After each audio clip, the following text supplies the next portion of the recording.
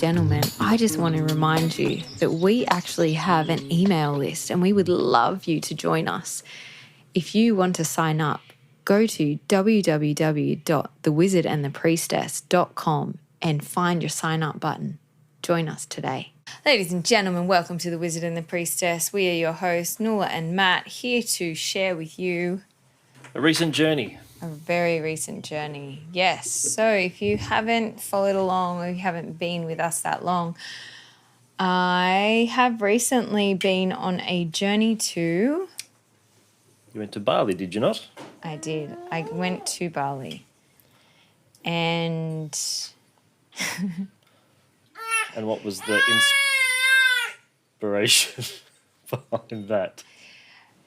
The reason I went to Bali was to essentially support my partner who, has been embarking or is embarking on a journey to healing. Late last year or mid last year, he started to have a symptom, and slowly in time he got that checked, and in that checking he found that he had a growth in his brain. Now, once we got that diagnosis, or not diagnosis, but once we got that identified, there was a bit of a push to do something imminently.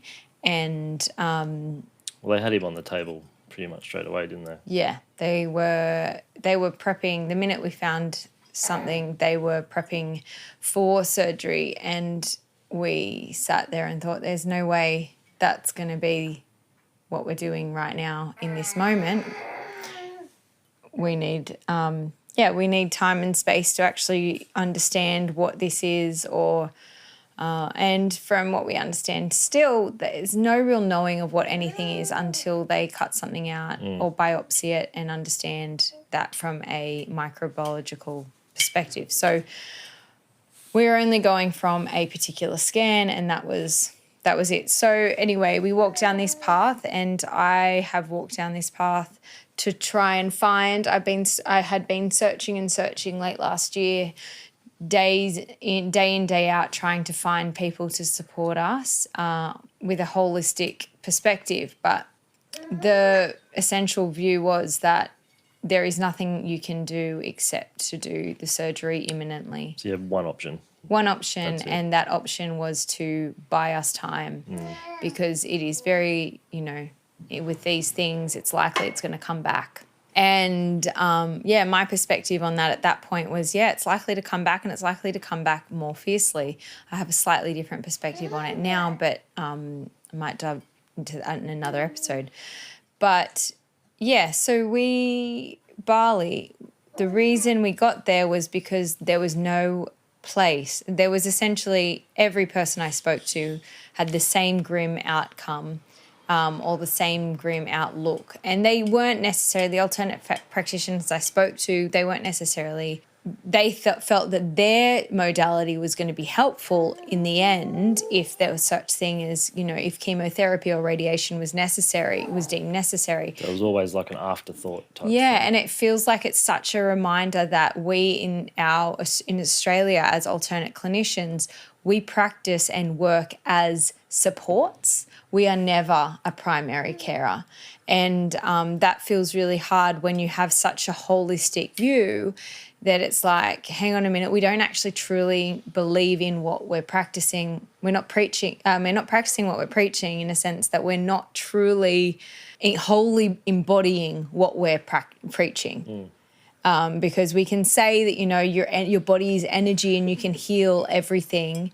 But if we don't believe that we can heal something as like that has been sitting within a body, and like I've shared previously, like my partner literally lives in the house with me. We've walked this life for 13 years, and yet he has found himself here because he hasn't truly embodied what I've been talking about. So he's known it on the intellectual level, but he hasn't walked that. Yes. And so by chance, well, obviously my true belief is this wasn't by chance. This is exactly the direction. My partner instantly decided I don't want to go down that path. I don't like making decisions from fear. This doesn't feel good for me. And so there was, it was very clear instantaneously that was just not what he wanted to do, and we were going to find another way. So yes, good friends of ours, had just done some work with Tyler Tolman, and they asked, had you considered water fasting? And me being me, I had considered it and thought no. And then we had a conversation with Tyler, and instantly he had us asking questions. Why must you do something so imminently? If this is cancer, if that is the case, we know that it takes 10 to 15 years for the body to actually be in this state. So it is not, it's one of those interesting things. It's like, you must do something now, you must act now. However, you're the healthiest, fittest person we've seen in our office with something like this inside of their head. So maybe could we take any other option? But anyway, when we spoke with Tyler, he gave us hope. He essentially said, whatever you choose to do, if you go surgery and come afterwards, it will be helpful. If you choose to wait and do that, it'll also be helpful and get you in a really great position for surgery so that the aftermath is less or the healing phase is better. So with that in mind, my partner jumped and he said, that's the hope I was looking for. This is the direction we're going. So eternally grateful to our friends and eternally grateful to the gift that we were given to actually proceed with that, because without that gift from an unnamed donor, there is no way we would have been able to embark on that journey. And having now kind of opened the floodgates and shared the story and shared where we are at and what we're traversing, the energy that we have had to hold has been profoundly huge. I think until you have, and I think back, I know this is a bit of a digress, but I think back to what you must have held as a little kid. Like the energy that you must have felt, because everyone is grieving for you, to you. Everyone is holding this sadness for you, but you've got your own sadness. You're busy trying to digest your own things. As a kid, you don't really know how to. No. And I mean, even as an adult, it's hard sometimes when someone walks up to you and says, like, you know, looks at you with weepy eyes and is like, I'm so sorry this is happening. I'm so sorry. I'm just absolutely, I can't even begin to imagine how hard this is for you. And I understand the idea of that, but I think once you've walked in this space, you realise how actually detrimental it is to feel that, to feel someone else's grief. I think you don't know it until you're there. And maybe some people like that, I don't know. But personally, we have made it very clear that we are focused on a positive route and this is the way we're going. So we really, you know, that's the only thing that we really want to hear and be surrounded by is pure confidence. And if you aren't confident, to just wish us luck and to be, you know. Just to send love. That's it. Just to send love. Because that is realistically all it is. So you're saying it's better in that space. Yeah, to just send love. So talking about the saying I'm so sorry to someone, that's kind of like the socially acceptable thing to say. However, when you think about it, think about the energy that you feel if I say I'm so sorry. It creates that sort of negative vacuum. Yeah. If I say, I just wish you love, it changes it completely. Yeah. And I think when people say, like I remember as a kid, I know it's different, but it's sort of related. When I told people about mum, their automatic reaction was, I'm so sorry. That automatically puts me in a victim mode. So the mentality gets adopted from that. Yeah. So it's a really hard thing because it is understandably a human thing to, you know, to be sad about that. It's just I had recently, of course, read about a few women who'd lost their babies, and they were sharing about the grief, the circles of grief, and how when you are grieving, like, it's important that you have, as a friend or as someone involved in someone's life who is grieving, that you have someone else outside of that circle to grieve too, because what you're essentially grieving someone else's grief for them. And I think, maybe energetically, I just thought of like that could be something. So it's actually really important that there are people that are able to grieve around, but it's very important to understand whether you are empathizing or whether you're sympathizing, because sympathy feels heavy and is something that someone else needs to hold for you. It's like sympathy is I'm sorry, but empathy is I feel you. Yeah. Yeah. So I think that that's something that we have been traversing now more and more, but obviously having had the experience we had. So coming back to Bali, we were offered this, these questions to just ask, like, if we were to wait a month, what is the worst that could happen? What would we be expecting? And we had essentially spoken with one of the surgeons, and he said, it is expected that you are going to get worse. It is expected that you will feel worse, and that you are going to slowly actually feel the brunt of what this is doing to your body.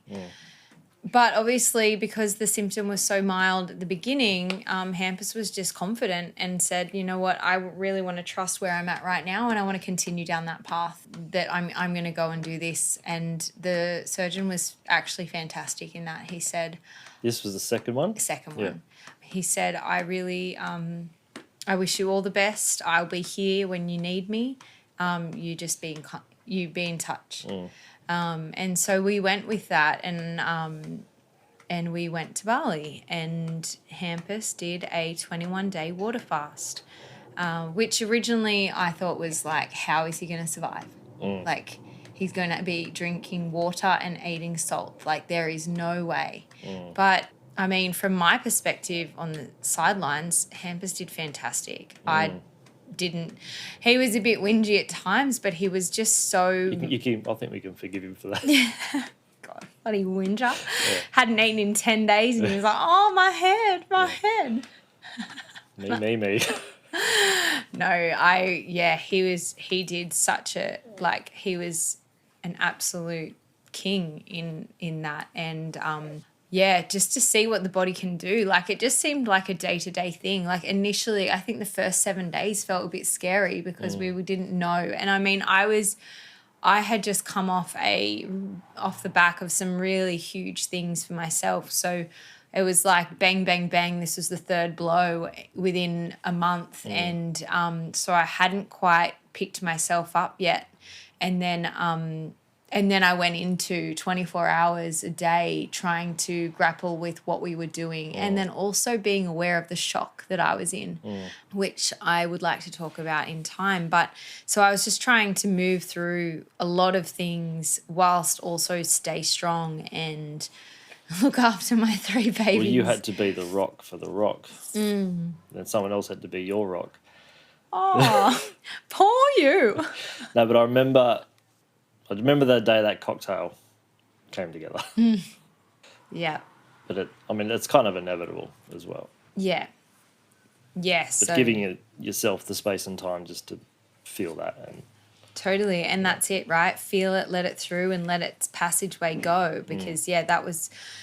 Yeah, it was really hard to land, but then once I had landed, and obviously being in Bali, I knew I was going to have opportunity to feel held and secure, and I definitely felt that. I felt he felt really supported at the hub, and we felt really supported too in the things that I chose to do. So that felt really great. So that was kind of, he didn't just do the fast. He had a treatment every single day, whether that was reflexology, massage, acupuncture. They did cold therapy, sauna therapy. Like they did so much. And I think I shared this before that I remember when I was away, I spoke to Matt about it and I was like, it's just too much. Like, how can a body do this? How can a body handle it? But what I learnt was that because he's not eating, he has so much more space to actually gain on those He's got things. so much more space to create more space. Totally. Yeah. And that's something that I definitely have learnt through watching this process and experience is just that, yeah, eating does slow us down and it does, like I said, I'm not saying don't eat and I'm not saying just, water it is. There was a very specific way and there was definitely... It's very controlled. It was very controlled, yes, it was. It was a very controlled and supported process. So that felt really good for us in what we were trying to move through. But yeah, I think realistically what I am learning too is like, initially I was like, what the actual is going on? Because I have been hit for 6 and then I've been hit for 6 again and then again. It's been an expensive over. Far out. But so in this bit of like this energetic washing machine, I guess, but really this is what astrologically is here.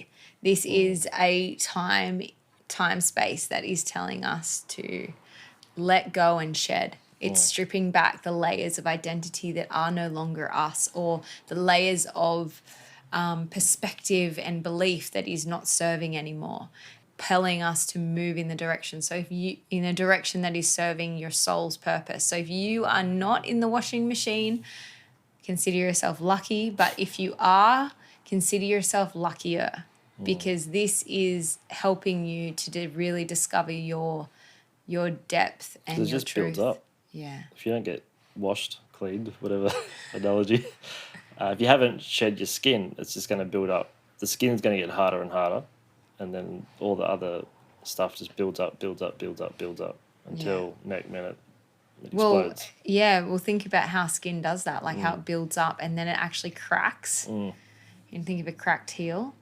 Ooh. But yeah, like it's not nice. Like, whereas if you're just doing, dry brushing every day and you're like, you're gently like helping your body release that, you're allowing, you're not using too many chemicals on your skin so your skin can naturally remineralize and put the oils back into the skin. And yeah. And anyway, so whilst I was there, I did try a few things and I did speak to a Balinese healer and his name was Ida, and he was really profound and really special experience. He was the first one. So it was very big for me to like land with him, because I was like, okay, where am I going? What is this path? What is this? What even is this? This feels like so out of my depth right now. And anyway, he was really cool. Initially, he was talking to me for about half an hour. And I was like, am I paying for this? But actually, he was pretty cool. He said, essentially, he was just sort of letting me know about the soul and how the soul, like, how his soul was in this same sort of trajectory as my own, and that, there was parts of me that I needed to remember that I'm a doctor of nature. I'm not necessarily an intellectual doctor, so I need to learn through feeling and learn through experience rather than through paper, which I thought was quite interesting, because thus far, I have a degree, I have a master's, I've continued my... Show off.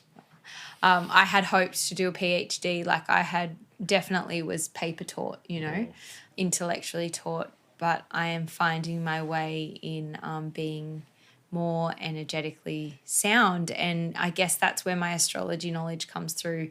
It's been through reading and learning and watching and experiencing the process of it. I haven't actually sat down and done any paper knowledge. I don't know, just coining that term now. So, yeah, so he talked to me a lot and he dived into numerology. And so whatever version of numerology he does, it's less about the life path number and more about the, I guess, the whole. And so the 29 stands for something and the 9 stands for something. And I quickly sent these to Matt because I was like, Matt, this is us. This is us. Listen to what he said. And Matt, what did I send you? Are you ready? Ready. Better sit down. 29 is already have the chair. Highly Okay, spiritual. hang on. Sorry, before you say that. What he was explaining about the chair was that every human, you know, you need a chair, a bed, and a house. So if you don't have a chair, it's a analogy. It's not. Thank real. you. Matt's like, what chair? What chair do you have? I'm understanding the metaphor. Okay, metaphor. So everyone's either got a chair, a bed, or a House. house. No, people don't have any of those. Some people don't have a chair. Some people don't have the bed. Some people don't have the house. Right. So we're lucky. We're lucky. Right. We essentially started here, landing on the 29. We already have the chair. I know. Yeah. So we're. So what's the chair represent? The chair represents, I guess, not having to sit on the floor. So you I think it's a bit of wealth. So we look down on everyone. Superiority? Oh, shit. I'm going to work on that, my gene keys. That's the dark chair. The dark chair. Yeah, so I think it's more about what he was explaining to me was that the chair gives me strength or gives me, I think it's more wealth. Like we've already got the chair within, like to sit upon. So we're already, we came in at that level. Okay. We also already have the roof, but that might be the 9, but I don't know if I wrote that to you. We'll get there. Highly spiritual priestess. That was cool. Because he doesn't know my podcast. He does now. Maybe. Hopefully. Send it to him. Easy to connect to spirit. Yeah. Kind of goes without saying, but yeah, but I think for me it's a bit of it. This is going to be one of those things that I'm going to I feel like I'm connected, right? I truly believe that, but it's a very interesting way because it's not through the paper, it's not through intellectual knowledge, it's through felt. Well, it's not something that you can weigh or measure. Easy to hear and understand feelings. Yes. Followed by crickets. Awesome. I think the idea of that, it makes sense. That's why we work in the way we do. That's why, a lot of things, sometimes words don't need to be spoken because there's just that knowing already on the chair. So we're killing it. No. Animal instinct. Eel, very slippery, can't be caught. Yeah, so the way he described the eel was that the 29 stands for, it's quite mobile and robust and vital. So it's it knows where it's going, it can change direction, it can pivot easily, and so it's slippery. It won't be held down, and I think that's the way that we think. We're free thinkers and we are pressing against the status quo. And I think that wiggle that the eel does, or that we as the eel do, allows. So the eel is very slippery, can't be caught, healthy and well. Only problem is the hook. The hook. That hook. The bloody hook. The bloody hook. So, yeah, whilst you can be, we can be as, steadfast and sturdy as we want, if there's a hook with food on it. And guess what we call that food? Love. Yeah. That was a really, I don't know. At the time when he told me, I was like, what do you mean, love? Why would love be the hook? And he was like, I'm sorry. But love is your downfall. You give too much. Yeah. That's the problem. And so love is the hook, which he also gave me another analogy, was that I'm like a sparrow or a bird that's got its leg chained. And so I'm trying to fly away, but I keep being pulled back down. And I think in that moment, I definitely could have felt that. I had 3 little birds. I mean, what are they? 3 little humans and a partner that were all needing me. And there was no space for anything of my own in that moment. So, yeah, it was what it was. It's also very understanding, very clever. Being a coach is easy. Intellectual, weak, currently confused. Discuss. I think when we over-intellectualize, we become weak. Yeah. And there's space for a lot of confusion. So yeah, the 29 was, it was quite a, yeah, and I think was the 29 okay, yeah, sorry, don't worry about that. Yeah, so the eel part and the love, the hook of love, I think also was this, just that once we're on that hook and we kind of become tizzied in intellectualizing what's going on instead of like feeling and letting go, because realistically when things, we should just let them go. Like I've said to a few people recently, I feel like I'm a bit of the unfriendable friend. Like I won't let you go because I'm like, no, we've got to fix this, we've got to heal whatever's broken in this space. Like I really want to fix it, but it's just, it can be just too hard to like, and I believe now that actually letting go a little bit, releasing that, getting, and then allowing, when you're trying to squeeze something through, or you're trying to, I find with my necklaces, which you obviously have the same problem, but like when there's knots in them and then you're trying to like get the knot out and you're like squeezing and squeezing and squeezing, and then sometimes you just have to like really softly touch it and then it releases.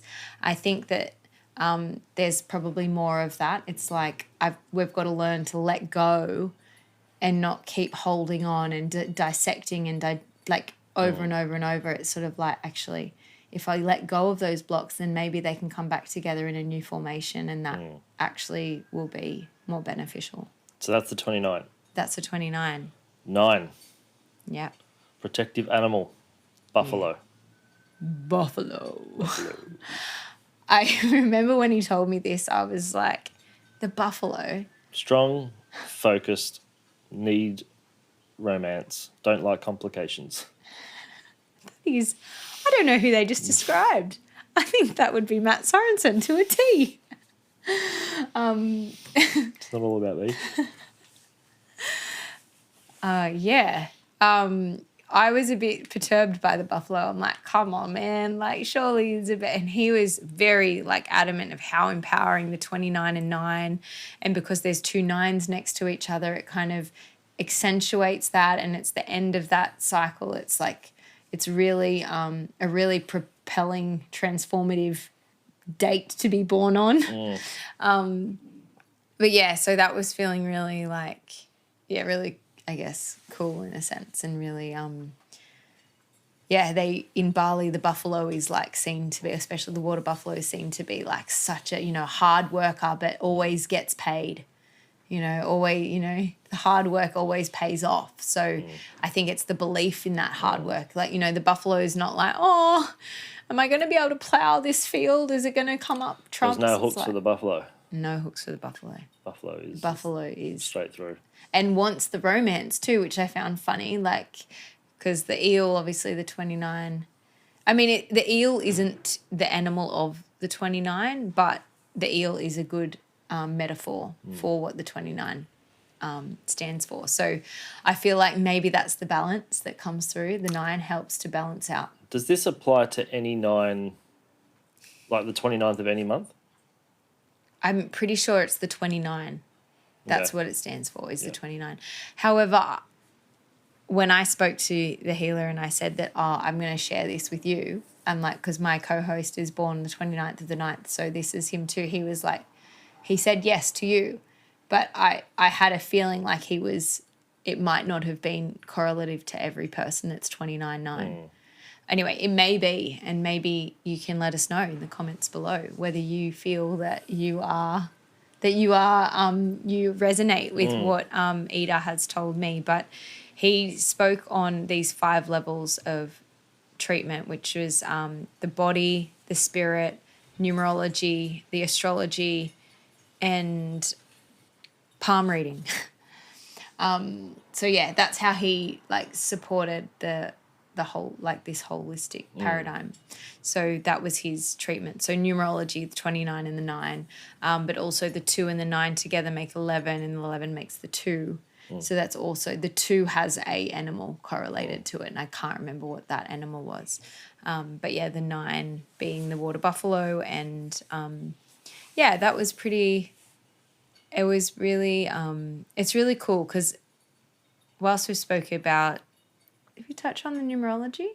and how, like, we've touched on the calendar, right? And whether or not the numbers, like, what could they mean and how do they, like, is numerology really that? Because would the numbers be this, right? If we're really the 29 and the 9. But it was really cool because he just kind of, I feel like the way that he practices is very holistic in that it's not just the 29 and the 9 and the 88 for me. There's more. It's like, and then there's the spirit that filters through that as well. And then he did my palm reading, and he looked at my palm and he said, "You're a very straight person, aren't you?" I was like, oh, funny. That's a good word, funny. Funny that, and I looked at this line, and yeah, it is. It's pretty bloody straight. Just goes straight up. I want to see yours. Yours is pretty straight too. Oh, but mine goes a little bit further. That middle one? Yeah, that one that goes straight up. Where did yours go? Well, mine goes straight up to my There. middle finger. Yours. Well, mine sort of does. You can't sorta. I don't know. It's This is got to your be story. like. Anyway, left hand's different. Obviously, that's over 60. That's over 60. That's your future. Ah, Or like that's your. But I'm going to get straighter. oh dear. Sorry, Kim. Quick. But yeah, so there. It was really cool. He talked a lot about these crosses that I have on my hands, which actually represents, see that big cross there? That represents my connection to spirit and like being connected to the ether. Mm-hmm. I was like, oh, okay, cool. Well, that's pretty nice to know. But either way, So that obviously resonated to you. yeah, it did. And I mean, initially I was like, what do you mean love? Like, are you telling me that I should like become a lonely, like not lonely, but someone that's alone, like a warlock? Like, should I get back to my own, like in order to, and he did actually talk like that. Essentially, in order for me to live out my best life, I need to be alone and, but then also be in partnerships. So it's a bit of a conundrum.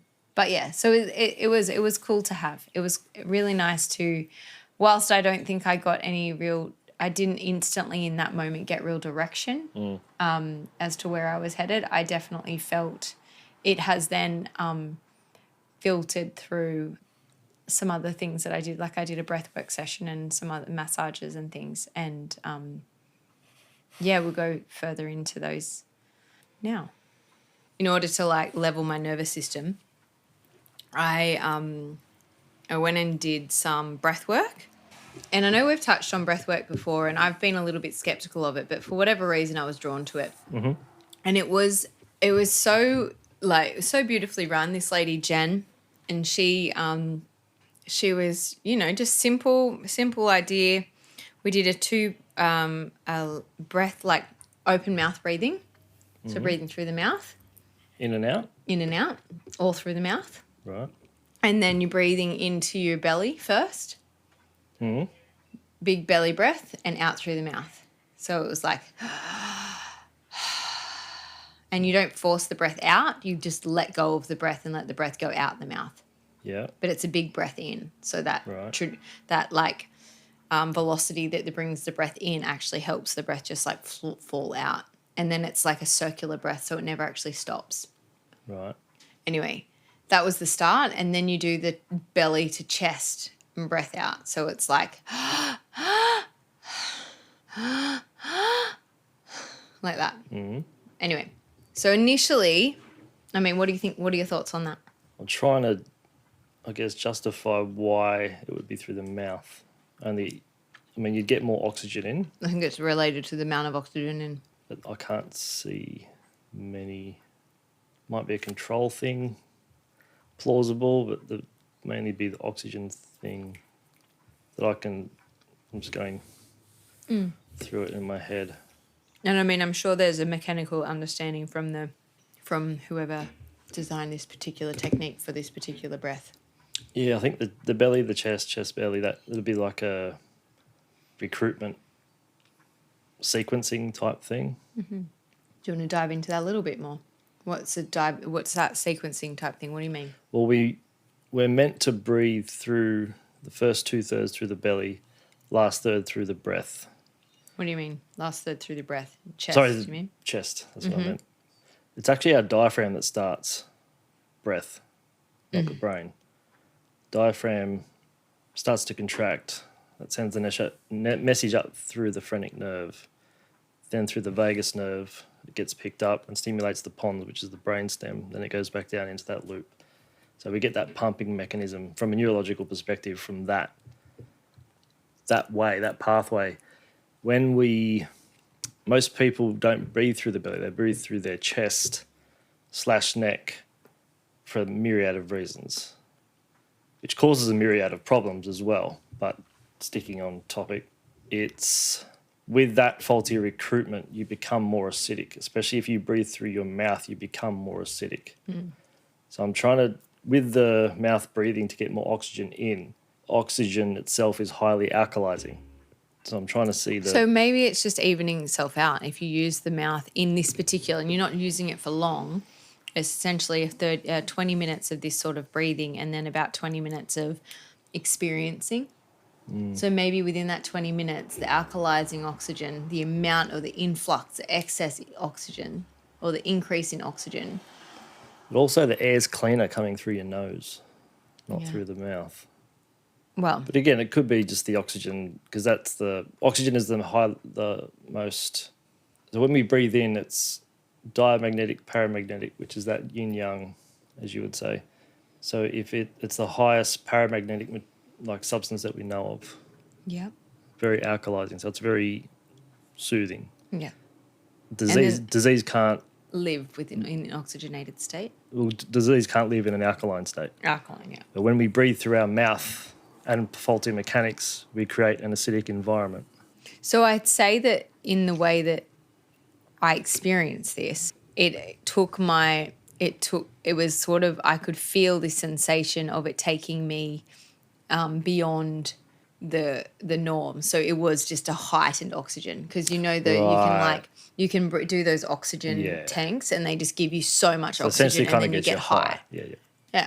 So, and then also you've got that added pressure of like forcing the breath into the belly, then bringing it into the chest, like taking another breath into the chest. So you're taking 2 breaths in and a huge breath out. But so that would alter the pressure in the thoracic cavity, which also affect the flow brain to the brain. That's what make you higher again. Yeah, okay. So yeah, and what I would feel, what she shared too, was just, and we understand that too, is like that movement of the diaphragm would like that massaging of the diaphragm as you use that really big belly breath, really big chest breath. Anyway, what I found in these moments, because obviously we essentially had 2 weeks to make our minds up, and or 3 weeks, and that last week was fine because we'd made our mind up and we were solid. But before, within finding out that there was anything wrong, to jumping on a plane and heading to Bali was 3 weeks, or maybe it was just on 4 weeks, and it was the first few weeks of that was really difficult because we were grappling with what direction we were going to take, whether we were going to do something first before we left. And then, essentially once we decided that, no, this is what we were doing, we were just like, okay, let's just get our ducks in a line. And anyway, once I landed, obviously because I'd been in this, since about late October, I had been in this this washing machine of like experience, hard experience after hard experience. So by the time we actually got in the plane, or even before, after that, once we landed, I sort of started to break, and I was a bit like, oh wow, this is all of that's been there that's now like moving its way through. So it wanted to move, but I couldn't move because I had to look after our 3 small babies, which was obviously completely what was going to happen. But then when I got this moment to do that, I went and did this breath work. And so... What was it called again? Was it called something? Yeah. I'll write it in the show notes. Right. Let me write that down to remember. It was a particular type of breath work, but either way, it was beautiful, and it really worked. It really helped me to release, and that's the thing that I found was really profound, was that it helped me to, and I've done a few breathwork sessions before with a friend, and that was really great and really helped. Once again, it helped me to land after an experience that I'd had. For example, I think I'd done a mushroom ceremony, and then I wanted to understand the ins and outs of that because it was quite profound and just massive. Yep. And that really helped me to integrate. It was a really beautiful integration tool. And that's what I found from those experiences. And then once again, from this experience in Bali, it really felt like a bit of an integration tool because it helped me release the energy that was pent up. Like I didn't need a breathwork session to be able to release, but what it gave me too was a deep trust in the notion of what I was doing and what we were doing. And I guess, like anyone would think through, first initially you feel the grief and you feel the sadness and you feel the concern and the worry of like, what's life going to be like if something terrible happens? What is the unknown? What is provided? And then once you move through that, you start to get angry. And you're like, well, now I'm alone in this and like you could have done better and la, la, la, la. So I went through that kind of process. And then once I'd landed in Bali, it was like all of that. There was the grief, there was the anger, there was the sadness, there was the grieving for my children with, all of these things that I was going through. And then when I did this breath work, it kind of integrated all that emotion into actually this experience is going to be one of the biggest experiences of my own life, and that I actually can lean into that a little bit and go, wow, this is going to be something profound. And I feel like previously, once again, a bit of humble pie, but previously I've been a little bit gently skeptical of what can be offered in modalities because, you can do all these modalities and then you end up in the same position. Whereas for me, what this experience with this breath work, particularly in that time, was it really allowed me to bring everything together. And I experienced all the spirit realm being my family and then walking towards me and giving me this really, just a really it's almost like giving me this warm hug of love and light and showing me that they're all with me in this, that we're like a soul group. And that, it was really profound to feel the protection that I've been yearning for, to feel that safety again, and to feel that from the spirit form of my partner, and to feel that from the spirit form of my children, and just to feel like a unit. And it was, it was a really incredibly profound experience. Yeah, so that, I guess that from my perspective, whilst it made me high, it also, I believe, is maybe you want to touch on this, or maybe you can delve into this a little bit. So from my perspective, it made me high, but it also seemed to open a door or a vortex to another realm. How would you describe that? Well, breath, so the body will do anything to keep the acid or pH of the body ideal. It will sacrifice whatever it needs to. Breath is arguably the number one physiological control mechanism of that. When we're doing the breath, when we become acidic, everything becomes tight and yuck. When we become alkaline, everything opens up. So for you to get the high and have those, let's say, Visions. almost psychedelic experience, right? Yeah. The crystals between the pituitary and the pineal gland have to vibrate. So you would have opened that bridge, stimulated that bridge through the breath, because they sit, they're probably looking down from their head, they're kind of halfway. Are they what is vibrating when, say, DMT is released? Well, DMT is released by the pineal gland. Okay, so it's not necessarily the same. It's not the same mechanism. Well, if you're having mushrooms, let's say, you're ingesting that and it stimulates the production of DMT, but you're bringing it in. Yeah. When you're doing when the breath, crystals vibrate from the breath, yeah, does DMT get released? Is that what creates that? Well, DMT in the mushroom, there's DMT in the mushroom as well.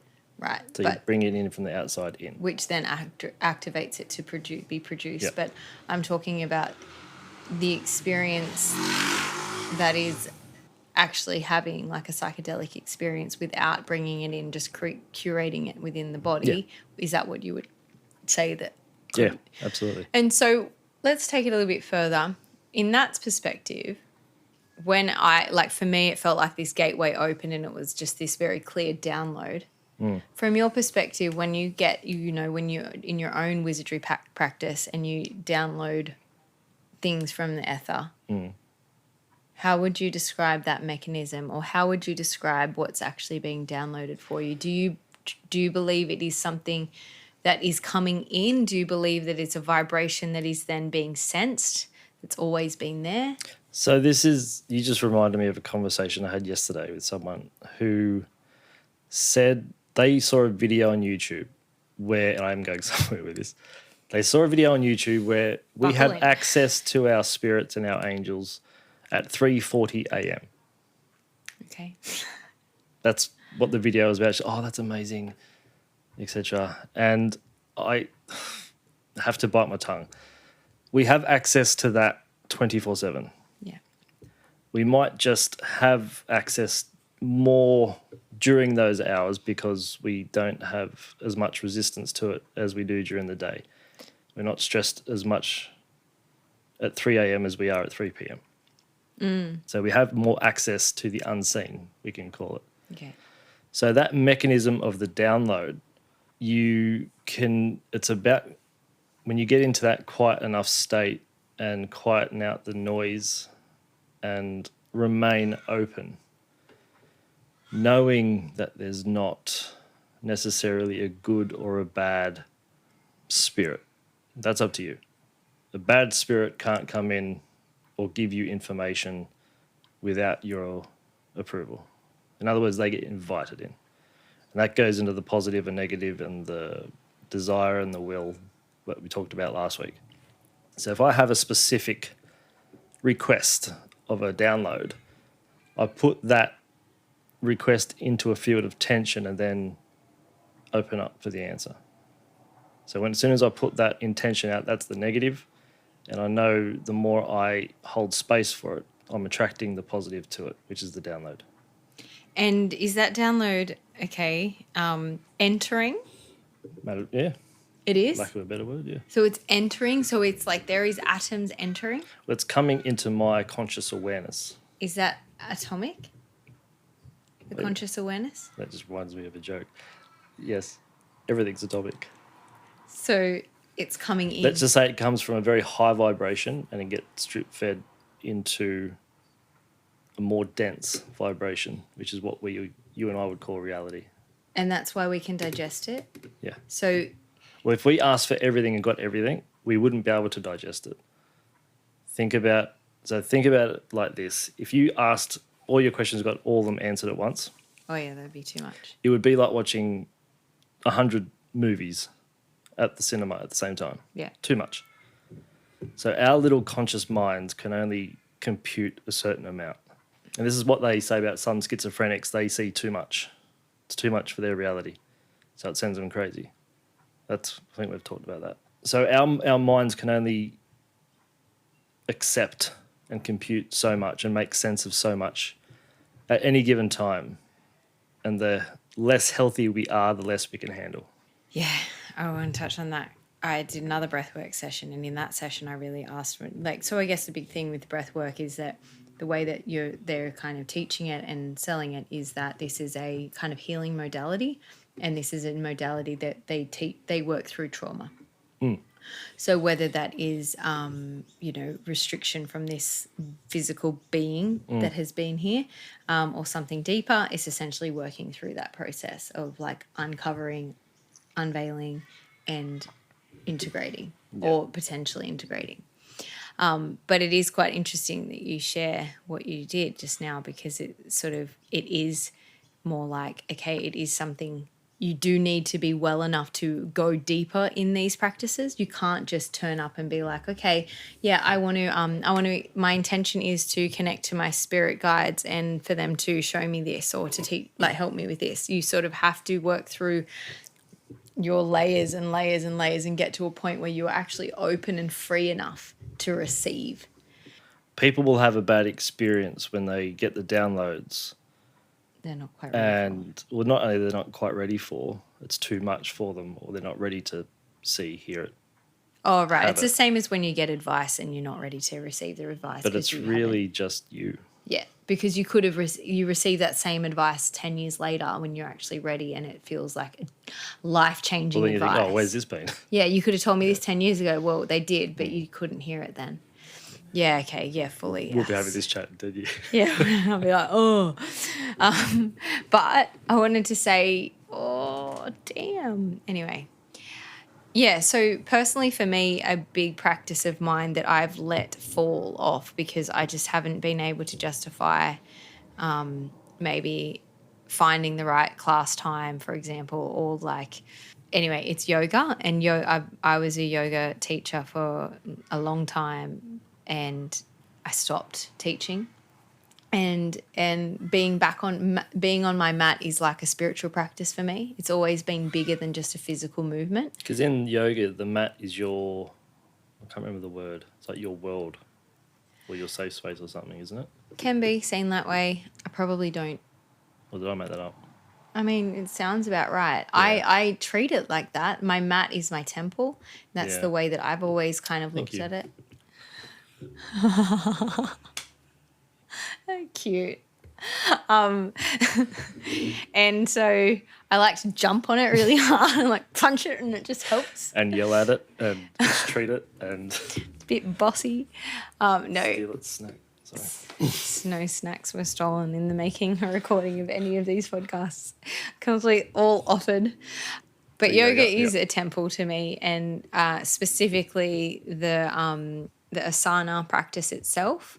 And prior to, I feel like I'd never come across the word downloads, and maybe like the words that I'm hearing now in the I'm obviously very close to the alternate realms of people that talk in these ways in the witchy worlds that, you know, speak of these things and spirit guides and spirit essence and all these things. Whereas when I was doing my yoga teacher training, or when I like committed to the practice of yoga, I practiced yoga asana every day. What kind of yoga was it? Meditated, hatha yoga, but usually with vinyasa, usually a mix.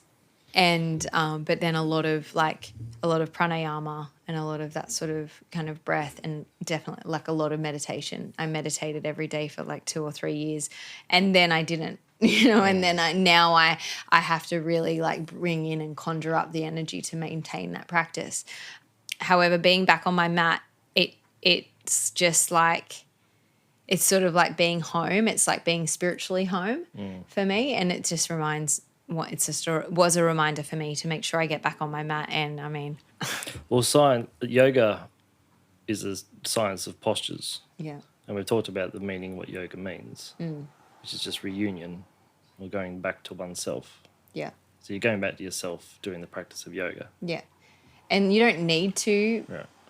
do it that way, but it is quite, I remember we would do during a teacher training, we would always talk about the important, like I was always like I hated when everyone chatted when they once you landed on the mat.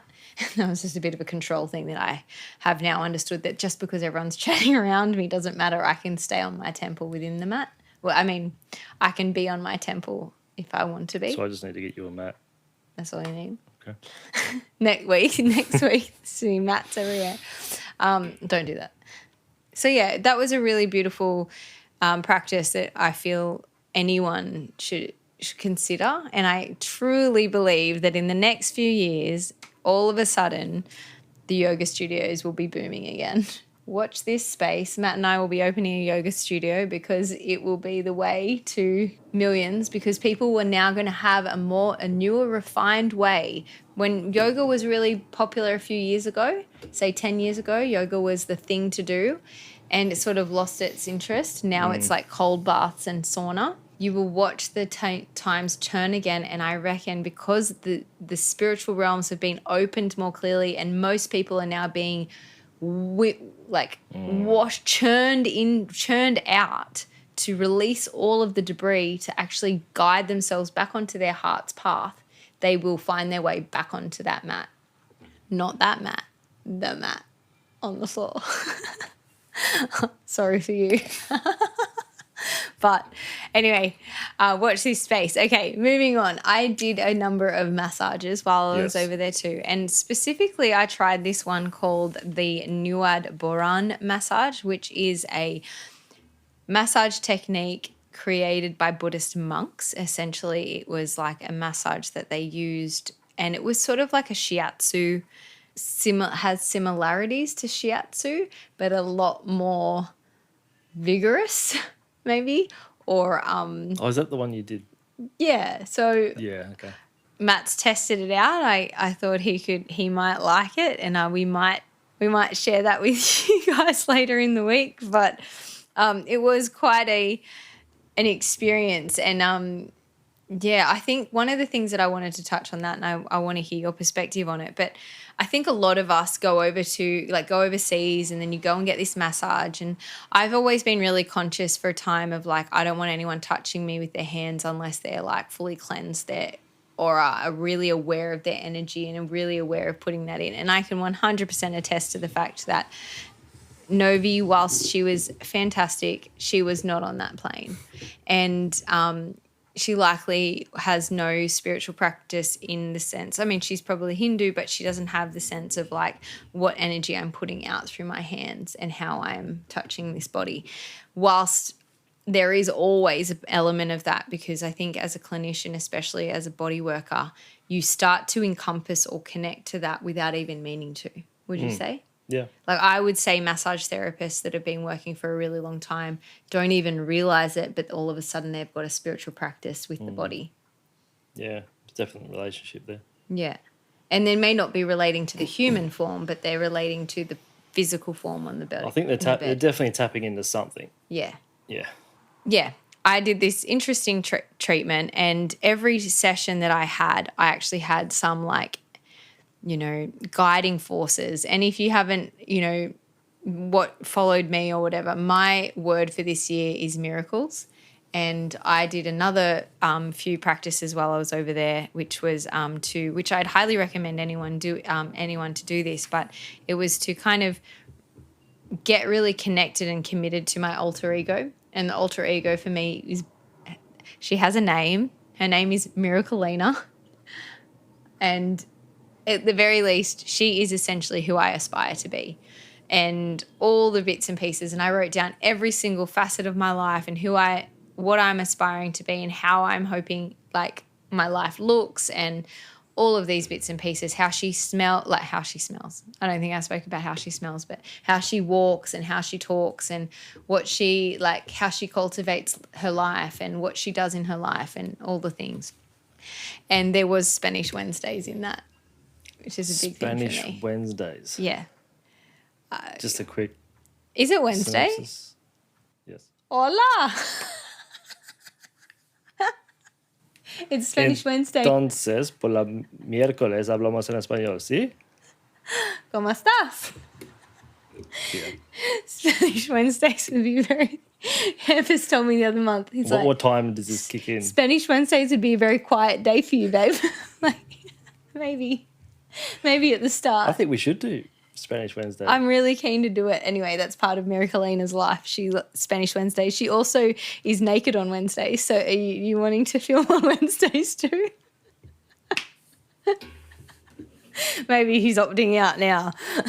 Anyway, I digress. How did we get onto that? Well, it's just Miracleina, how she lives her life. And anyway, so I wrote it all down, and then I wrote out like a journal entry as if I were her. And then I did like lots of different things. And so now if you hear of Miracleina, if you hear me talking about miracles, my word is miracle for the year. It's a big thing for me.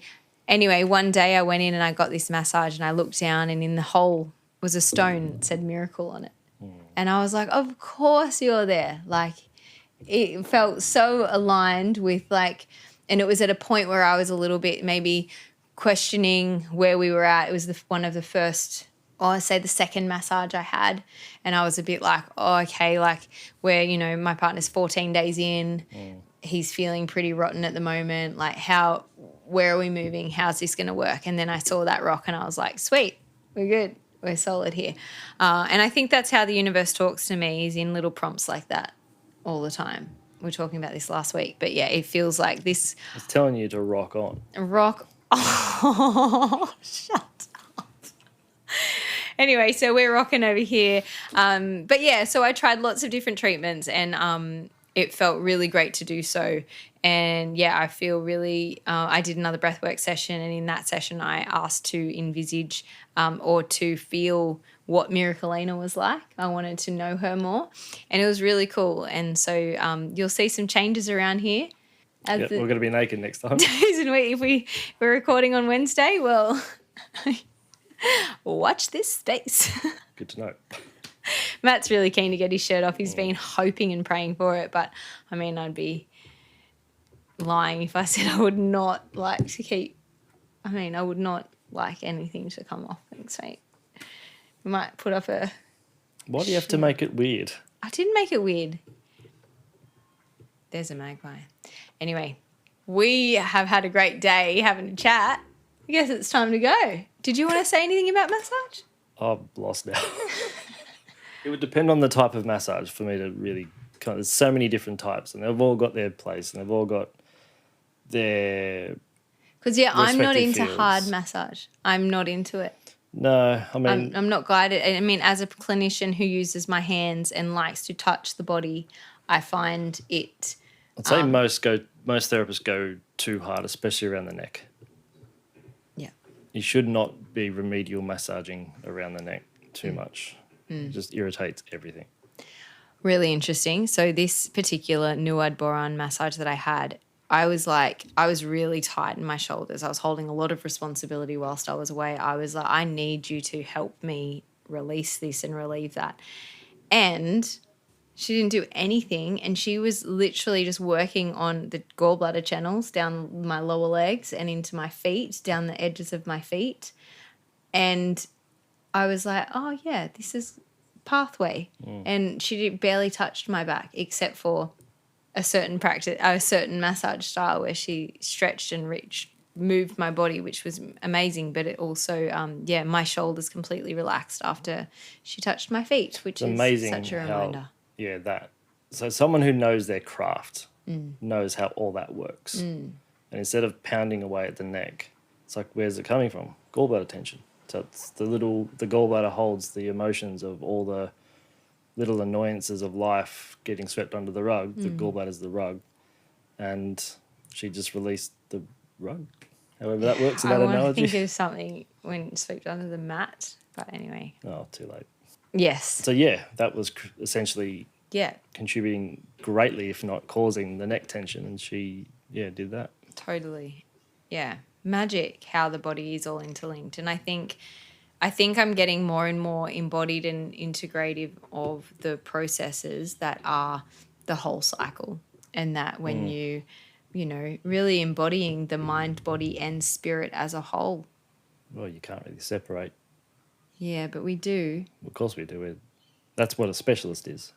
Someone who's separated it all. On that note, guys, we hope you have a great week. We might actually invite in. Should we do that? We might have a guest Might have a guest, next guys. time. Just to spice things up. Not on Wednesdays, though. That would be awkward if that was our first guest. Anyway, cheers, peace. Looks forward to seeing you next time. Bye.